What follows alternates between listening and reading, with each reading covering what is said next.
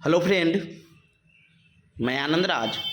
आपसे देखिए पीएचडी करने के लिए अब देखिए क्या किया गया है। तो देखिए 2024 से जो पीएचडी करना होगा, तो जो लोग नेट का एग्ज़ाम देंगे, नेट के एग्ज़ाम में 3 कैटेगरी में रिजल्ट जारी किया जाएगा। एक आपका जेआरएफ के लिए, फिर असिस्टेंट प्रोफेसर के लिए, और फिर एक पीएचडी मतलब एडमिशन के लिए।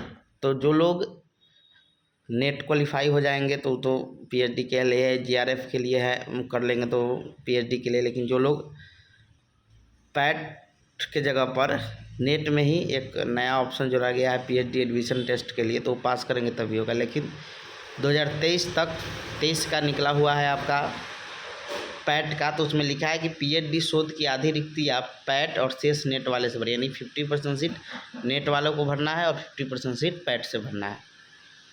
लिखा है सूबे के विश्वविद्यालय में पीएचडी में 2 तरह की रिक्तियाँ भरी जाएगी।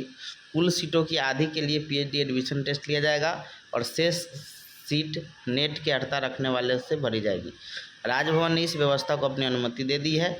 इसके लिए मई में टीएमईबीयू और जून में पाटलिपुत्रा विश्वविद्यालय ने राजभवन से निर्देश मांगा था, जिस पर कुलाधिपति ने व्यवस्था तय करते हुए इसी अनुसार लागू करने की अनुमति दिया। इसका पत्र राजभवन ने ओएसडी नाइक बालेंद्र शुक्ला ने जारी किया। पत्र में कहा गया है कि प्रत्येक विश्वविद्यालय में शोध की जितनी रिक्तियाँ होगी उसकी 50% सीट विश्वविद्यालय अपने स्तर से पीएचडी एडमिशन टेस्ट आयोजित करके भरेगी और शेष 50% सीट नेट की अर्हता रखने वाले अभ्यर्थी से भरी जाएगी। राजभवन में यह भी कहा गया अगर नेट की अर्हता वाले अभ्यर्थी नहीं मिले तो ऐसी स्थिति में पैट के रिजल्ट के आधार पर तैयारी मेरिट लिस्ट में ही शेष सीट भरी जाएगी।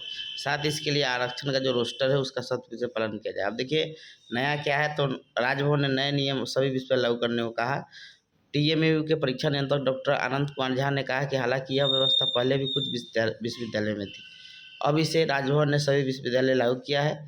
इधर जानकारों ने कहा है कि राजभवन की ओर से बनाई गई व्यवस्था अब भी पीएचडी करने के लिए यूजीसी की नई व्यवस्था से पीछे है। यूजीसी ने 13 मार्च को ही 578वीं बैठक में तय किया था कि छात्रों को अब पीएचडी के लिए नेशनल एलिजिबिलिटी टेस्ट नेट पास करना होगा। नए नियम भी 24-25 से ही लागू होना है। नए बदलाव को 3 वर्गों में बांटा गया है। पहले वर्ग में नेट का रिजल्ट जेआरएफ और असिस्टेंट प्रोफेसर के साथ पीएचडी की योग्यता के लिए जारी होगा। दूसरे वर्ग का रिजल्ट असिस्टेंट प्रोफेसर और पीएचडी के लिए होगा, इसमें जेआरएफ को शामिल नहीं किया जाएगा। तीसरे वर्ग का रिजल्ट सिर्फ पीएचडी की योग्यता के लिए होगा। ऐसे में जो जेआरएफ और असिस्टेंट प्रोफेसर के लिए योग्य होंगे वे पीएचडी के लिए भी योग्य होंगे। जो जेआरएफ के लिए नहीं होंगे वो असिस्टेंट प्रोफेसर के लिए होंगे और जो भी पीएचडी के लिए होंगे। और देखिए नेट का रिजल्ट का अंक 1 साल तक दाखिले के लिए मान होगा। लिखा है वर्ग 2 और 3 के लिए नेट के रिजल्ट का अंक पीएचडी में दाखिला के लिए सिर्फ 1 साल तक मान्य होगा।